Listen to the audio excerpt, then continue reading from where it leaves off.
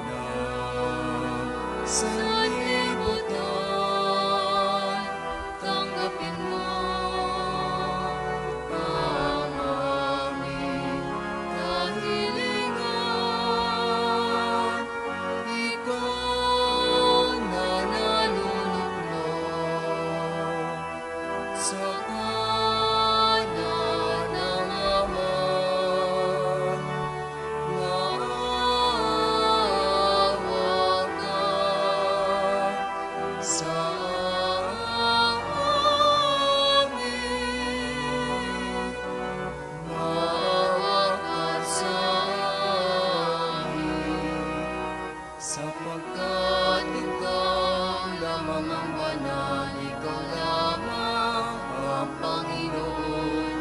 Ikaw lamang, O Jesucristo, ang kataas-taasan, kasama ng Espiritu sa handog, sa kadakilaan ng Diyos naman.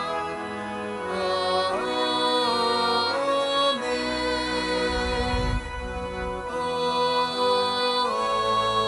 Amen. Manalangin tayo. Ang maraming makapangyarihan, loobin mong aming maipagdiwang ang kapistahan ni Apostol Santo Tomas upang matuwagan niya kami sa pagdalangin kami magkamit ng buhay sa ngalan ng kanyang kinikilalang Panginoon na si Jesucristo, kasama mo at ng Espiritu Santo, magpasawalang hanggan. Amen.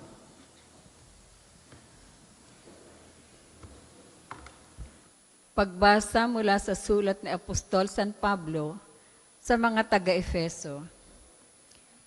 Mga kapatid, hindi na kayo dayuhan o taga-ibang bansa, kundi kababayan ng mga hinirang ng Diyos at kabilang sa kanyang sambahayan. Kayo itinayo rin sa saligan ng mga apostol at mga propeta na ang batong panukulan ay si Kristo Jesus. At pamamagitan niya, nagkaugnay-ugnay ang bawat bahagi ng gusali at naging isang templong banal. Dahil din sa inyong pakikipag-isa sa Kanya, kayo may kasama nilang naging bahagi ng tahanan ng Diyos sa pamamagitan ng Espiritu. Ang salita ng Diyos. Salamat sa Diyos. Salmong tugunan, humayot dalhin sa tanan, mabuting balitang aral. Humayot dalhin sa tanan, mabuting balitang aral. Purihin ang poon, dapat na purihin ng lahat ng bansa. Siya ay purihin ng lahat ng tao sa balat ng lupa. Humayot dalhin sa tanan, mabuting balitang aral. Pagkat ang pag-ibig na ukol sa ating dakila at wagas, at ang katapatan niya'y walang wakas. Humayot dalhin sa tanan, mabuting balitang aral. Magsitayo po lahat.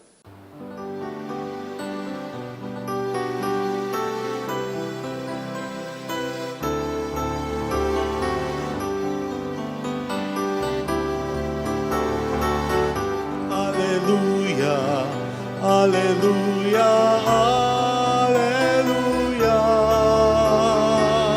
alleluia, alleluia,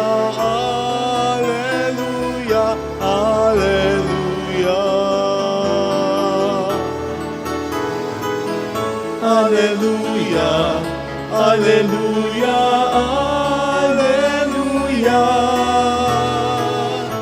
alleluia. Alleluia, alleluia, alleluia, alleluia. Sumainyo ang Panginoon. At sumain niyo rin. Ang mabuting balita ng Panginoon ayon kay San Juan. Papuri sa iyo, Panginoon. Si Tomas na tinaguriang kambal, isa sa 12, ay hindi nila kasama nang dumating si Jesus. Kaya't sinabi sa kanya ng ibang alagad, "Nakita namin ang Panginoon." Sumagot si Tomas, "Hindi ako maniniwala hanggat di ko nakikita ang butas ng mga pako sa kanyang mga kamay at naisusuot dito ang aking daliri at hanggat hindi ko na ipapasok ang aking kamay sa kanyang tagiliran." Makalipas ang 8 araw, muling nagkatipon sa loob ng bahay ang mga alagad. Kasama nila si Tomas. Nakapinid ang mga pinto.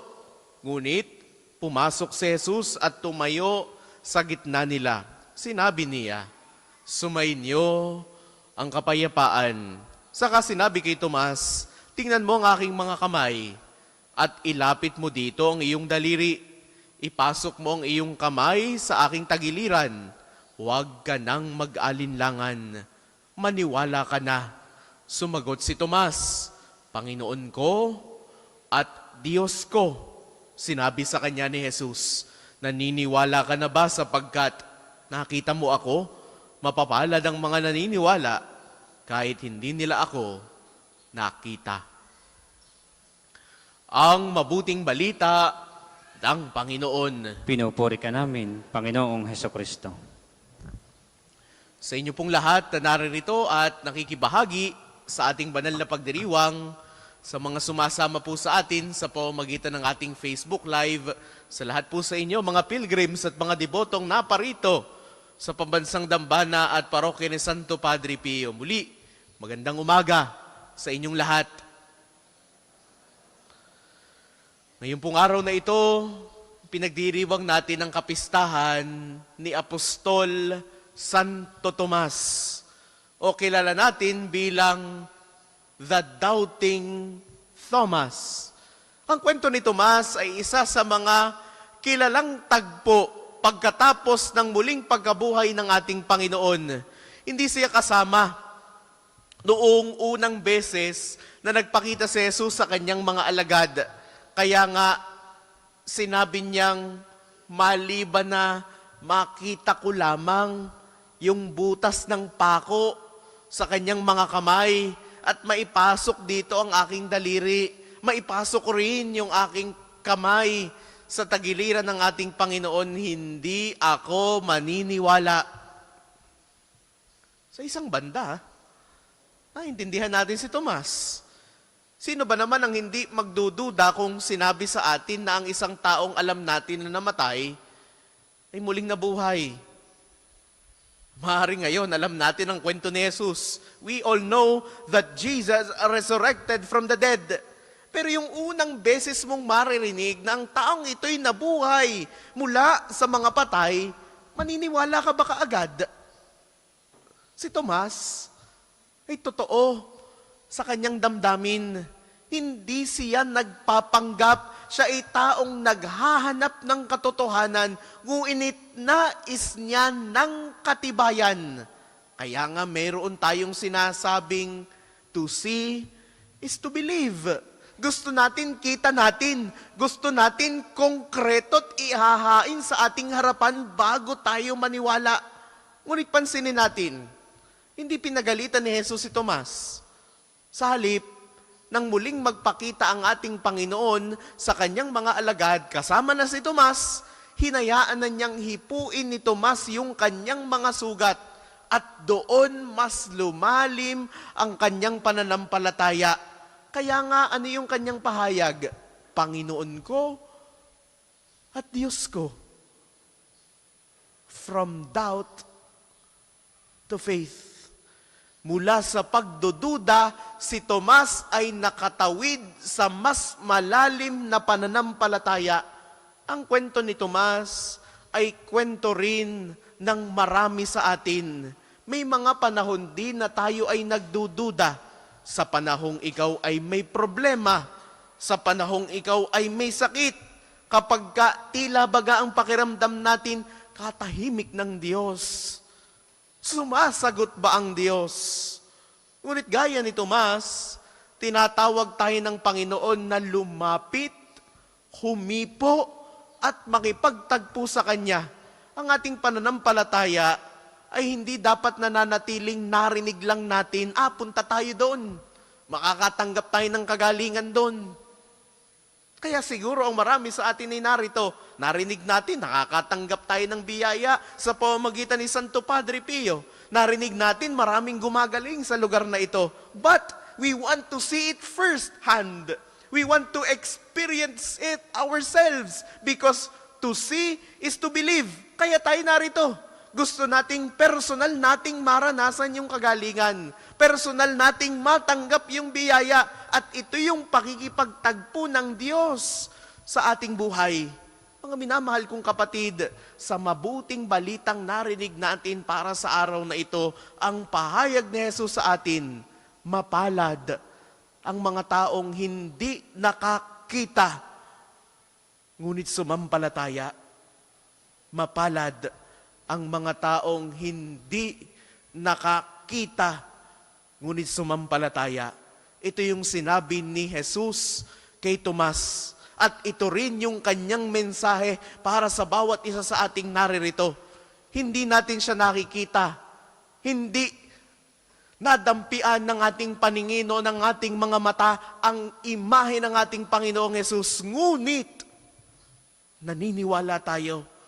Ang ating pananampalataya ay hindi nakabase sa pisikal na ebidensya, kundi sa ating karanasang espiritual at sa pag-ibig na natatanggap natin araw-araw mula sa Diyos. Kaya mga minamahal kong kapatid, sa araw na ito, anong mga aral ang natututunan natin mula kay Apostol Santo Tomas? Una, maging tapat sa ating mga tanong. Hindi masama ang magtanong. Hindi masama ang magduda, lalo na kung ito ihumahantong sa mas malalim na pangunawa. Ikalawa, huwag tayong matakot na lumapit kay Kristo. Sa ating mga pagdududa, sa ating mga kahinaan, hindi tayo itinataboy ng Panginoon. Siya pa nga mismo yung lumalapit sa atin. Siya pa nga mismo yung nagpapakita ng kanyang mga sugat na tanda ng kanyang pag-ibig. Kahuli-hulihan, ikatlo, manalig kahit hindi nakikita. Ito ang hamon sa ating lahat, ang magtiwala sa Diyos kahit wala tayong hawak na kasiguruhan.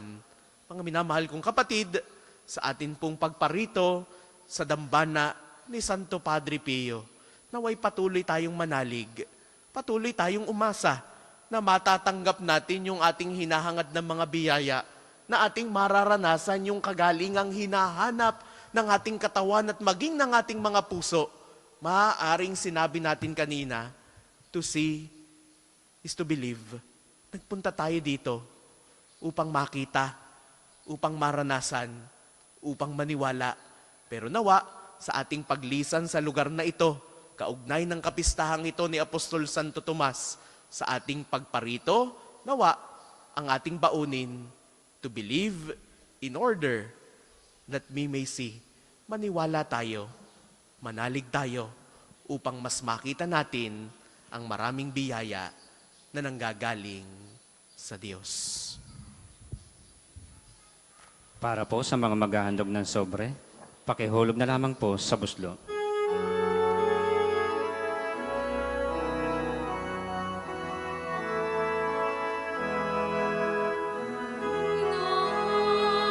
kami ngayon, naratag ng aming alay.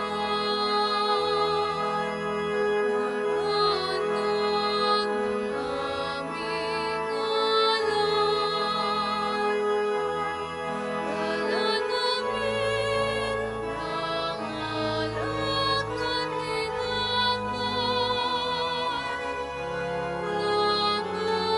labangan ng aming pagsisita.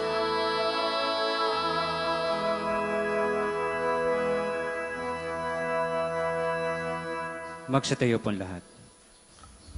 Manalangin kayo mga kapatid upang ang paghahain natin ay kalugdan ng Diyos amang makapangyarihan. Tanggapin nawa ng Panginoon itong paghahain sa iyong mga kamay, sa kapurihan niya at karangalan sa ating kapakinabangan at sa buong sambayanan niyang banal. Ama naming lumikha, inihahain namin ang aming paglilingkod. Kalakipang dalangin itaguyod mo ang iyong mga kaloob sa amin. Ngayong kami nagpapasalamat sa iyo kaysa ng pagpupuri ni Apostol Santo Tomas sa pamamagitan ni Hesu Kristo, kasama ng Espiritu Santo magpasawalang hanggan. Amen. Sumainyo ang Panginoon. At sumain niyo rin. Itaas sa Diyos ang inyong puso at diwa. Itinaas na namin sa Panginoon. Pasalamatan natin ng Panginoong ating Diyos. Marapat na siya ay pasalamatan. Ama naming makapangyarihan, tunay ngang marapat na ikaw ay aming pasalamatan sa pamamagitan ni Hesu Kristo na aming Panginoon. Itinatag niya ang iyong sambayanan at ang mga apostol ay salig at katuwang sa pagpapanatili ng iyong pagmamahal na di magwawakas kahit kailan. Kaming sambayanan mo dito sa daigdig ay katibayan ng pamumuhay sa langit. Kaming narito ang tagapagpahiwatig sa pagkakaisa ng tanan sa iyong pag-ibig. Kaya, kaysa ng mga anghel na nagsisiawit ng papuri sa iyo ng walang humpay sa kalangitan, kami nagbubunyi sa iyong kadakilaan.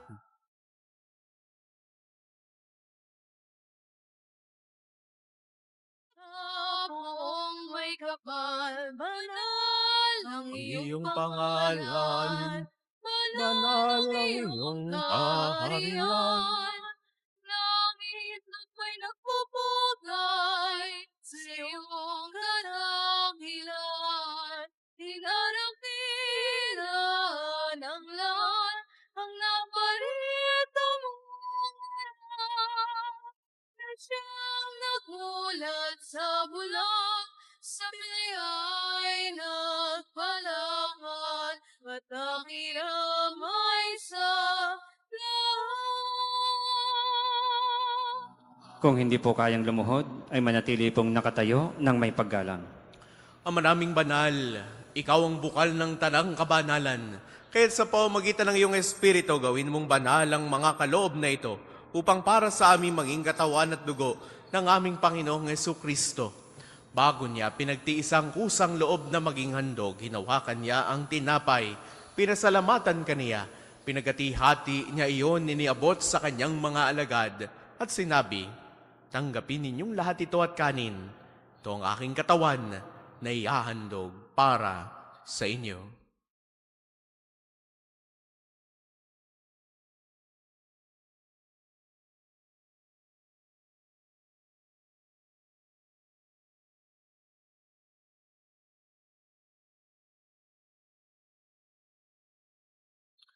Hindi naman noong matapos ang hapunan, hinawakan niya ang kalis. Muli kanyang pinasalamatan.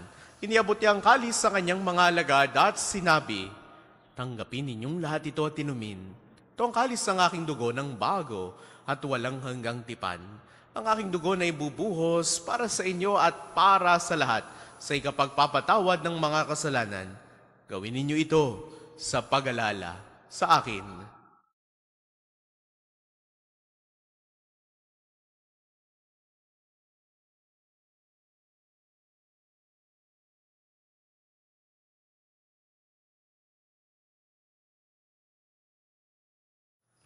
Ipagbunyi natin ang misteryo ng pananampalataya. Si Kristo'y namatay, si Kristo ay nabuhay, si Kristo'y babalik sa wakas ng panahon. Ang mga ginagawa namin ngayon ang pag-alala sa pagkabatay at muling pagkabuhay ng iyong anak. Kaya tiniaalay namin sa iyo ang tinapay na nagbibigay buhay at ang kalis na nagkakaloob ng kaligtasan. Kami nagpapasalamat dahil kami iyong minarapat na tumayo sa harap mo para maglingkod sa iyo.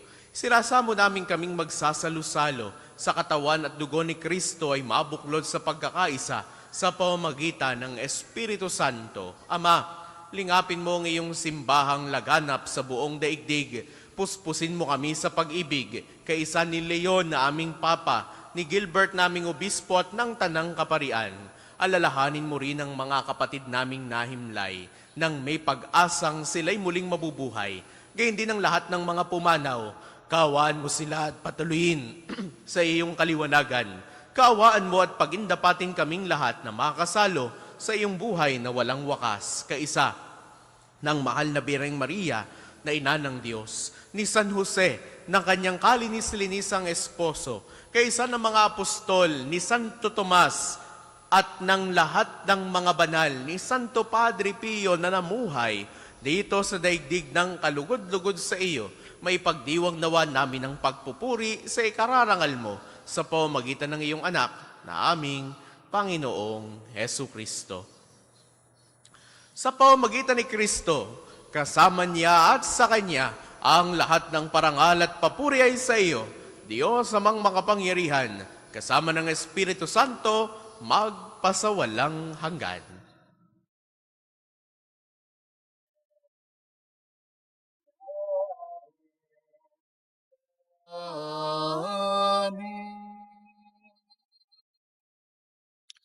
Sa tagubili ng mga nakagagaling na utos sa turo ni Jesus sa Panginoon natin na Diyos, ipahayag natin ng lakas loob.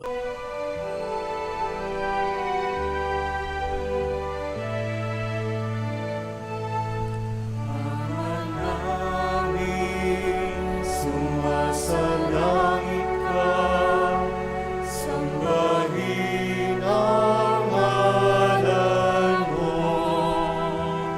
mapasa amin ang kaharian mo, sundin ang loob mo.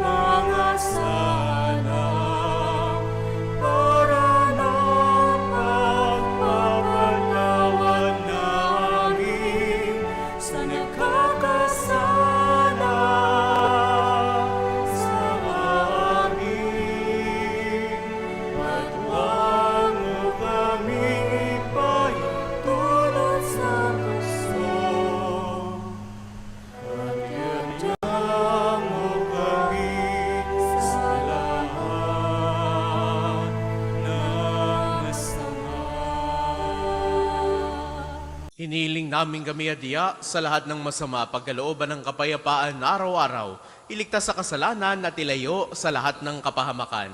Samantalang aming pinananabikan ang dakilang araw ng pagpapahayag ng tagapagligtas naming si Hesu Kristo. Sapagkat iyo ang kaharian at ang kapangyarihan At ang kapulihan magpakailanman. Panginoong Kristo, sinabi mo sa iyong mga apostol, kapayapaan ang iniiwan ko sa inyo, ang aking kapayapaan ang ibinibigay ko sa inyo. Tungayan mo ang aming pananampalataya at huwag ang aming mga pagkakasala. Pagkalooban mo kami ng kapayapaan at pagkakaisa ayon sa iyong kalooban. Kasama ng Espiritu Santo, magpasawalang hanggan. Amen. Ang kapayapaan ng Panginoon ay laging sumainyo. At sumain niyo rin. Magbigayan kayo ng kapayapaan sa isa't isa. Peace be with you. Kordero ng Diyos na nag-aalis ng mga kasalanan ng sanlibutan, maawa ka sa amin. Kordero ng Diyos na nag-aalis ng mga kasalanan ng sanlibutan, maawa ka sa amin. Kordero ng Diyos na nag-aalis ng mga kasalanan ng sanlibutan, ipagkaloob mo sa amin ang kapayapaan. Kung hindi po kayang lumuhod, ay manatili pong nakatayo ng may paggalang.